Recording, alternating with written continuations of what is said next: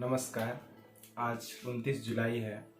यह दिन हम सबके लिए खास है क्योंकि आज विश्व बाघ दिवस है।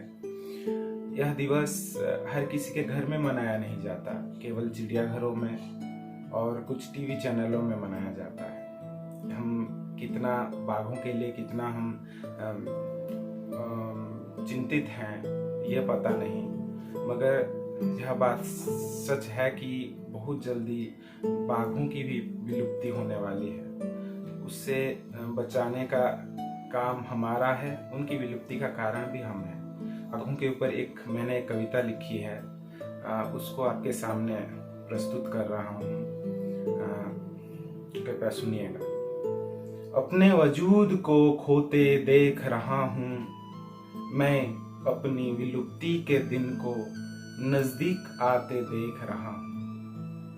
आखिरी सांस लेने को तत्पर हो रहा हूं। आज याद आते हैं वे घने जंगल, वे कल कल बहती चीर स्रोता सरिताएं, बिहगों की चहचहाहट, विभिन्न जानवरों की आवाजें। आज मैं अकेला नीरा अकेला भटक रहा हूँ, जैसे कोई पिशाच भटकता है जंगल में।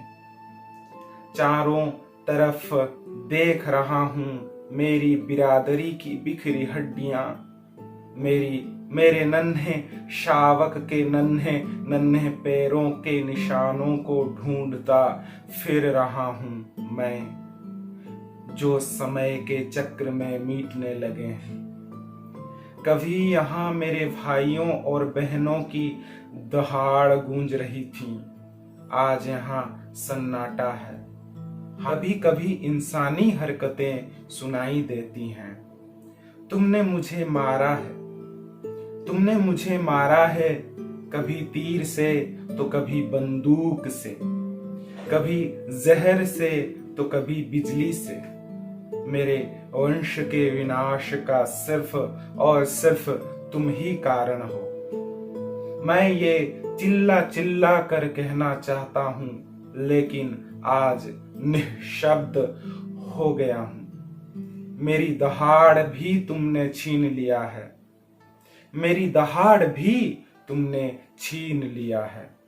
मेरे घरों को तुमने कुचल दिया है, मेरी हवाओं में तुमने विष भर दिया है।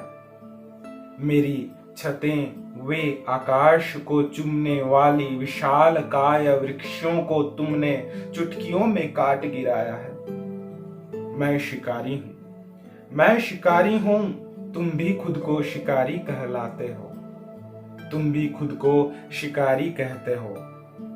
मैं शिकारी हूं, तुम भी खुद को शिकारी कहते हो, लेकिन मेरे शिकार क्रिया में मर्यादा है, लेकिन मेरे शिकार क्रिया में मर्यादा है, तुम मर्यादाहीन हो। मैं अपने और अपने परिवार की उदराग्नि की शांति के लिए शिकार करता हूं। मैं अपने और अपने परिवार की उदराग्नि की शांति के लिए शिकार करता हूं। तुम अपने शौक को पूरा करने के लिए शिकार खेलते हो, तुम अपने शौक को पूरा करने के लिए शिकार खेलते हो।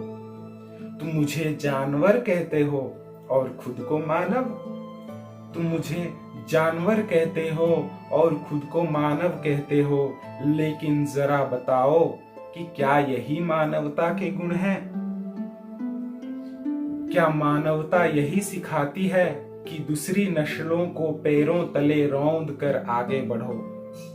तुम्हें यह हक किसने दिया? तुम में से कुछ मानवों ने एक गोष्ठी बनाई है।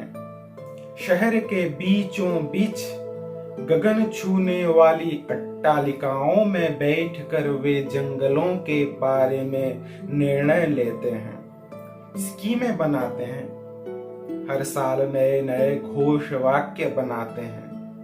बाघ बचाओ, जंगल बचाओ के नारे लगाते हैं, लेकिन उनकी ये आवाज, उनके ये नारे उन अट्टालिकाओं के चार दीवारों के भीतर अनुगुंजित होकर रह जाते हैं।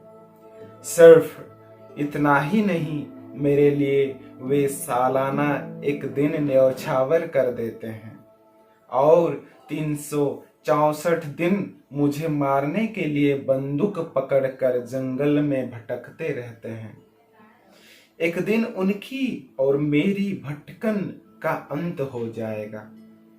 एक दिन उनकी और मेरी भटकन का अंत होगा।